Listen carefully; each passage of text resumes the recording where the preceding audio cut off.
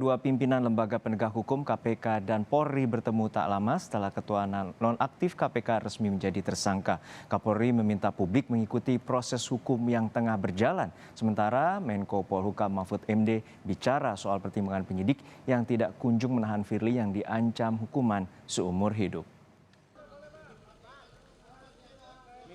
Kepala Kepolisian Republik Indonesia, Jenderal Listio Sigit Prabowo, datang ke Gedung Merah Putih KPK, Jakarta. Kedatangan Kapolri disambut langsung Ketua Sementara KPK, Nawawi Pomolango. Pertemuan Polri dan KPK menandatangani perjanjian kerjasama penanganan tindak pidana korupsi. Soal kasus Firly, Kapolri meminta publik mengikuti proses hukum yang sedang berjalan. Sementara soal Firly yang tak kunjung ditahan, Kapolri beralasan penyidik di Treskrimsus Polda Metro Jaya dan di Tipidkor Mabes Polri punya alasan subjektif sehingga belum menahan Firly. Ya ikuti saja prosedurnya. Tentunya penyidik memiliki alasan-alasan subjektif. Namun demikian sepanjang itu masih dimaknai bisa ditoleransi oleh penyidik, saya kira semuanya tetap berproses dan saya kira yang penting bagaimana kasus ini dijelaskan. Menko Polhukam Mahfud MD juga angkat bicara soal penahanan Firly. Mahfud menyebut penyidik punya kewenangan dan pertimbangan tersendiri soal penahanan Ketua Nonaktif KPK Firly Bahuri. Firly Bahuri tidak ditahan itu ada tiga alasan untuk orang harus ditahan. Satu, kalau dikhawatirkan mempersulit pemeriksaan. Dua, mengulangi perbuatan. Tiga, menghilangkan barang bukti.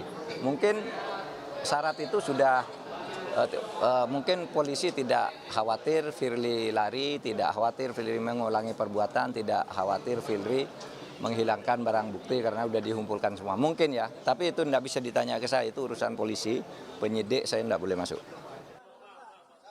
Jumat 1 Desember 2023, jadi kali pertama Ketua Nonaktif KPK Firly Bahuri diperiksa polisi sebagai tersangka kasus pemeriksaan mantan mentan Syahrul Yassin Limpo. Usai diperiksa, Firly menegaskan bakal taat hukum serta menjunjung tinggi supremasi hukum. Saya saat taat kepada hukum, menjunjung tinggi supremasi hukum, dan tentulah kita sadar bahwa negara kita adalah negara hukum.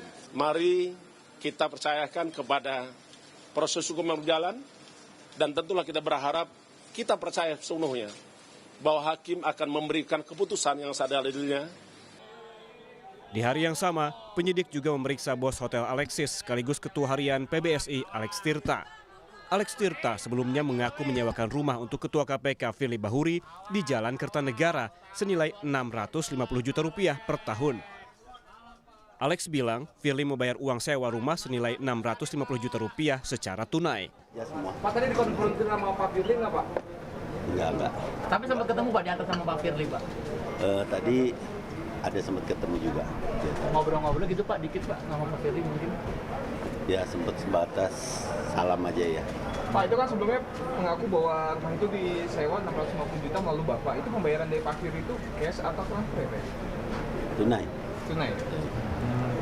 Bentuknya apa Pak? Bentuknya Pak? Uang tunai. Ketua Nonaktif KPK Firly Bahuri dijerat dengan pasal berlapis. Penyidik menjerat Firly dengan Undang-Undang tentang Pencegahan dan Pemberantasan Tindak Pidana Korupsi. Pasal 12E soal pemerasan, Pasal 12B soal suap, dan Pasal 11 soal gratifikasi.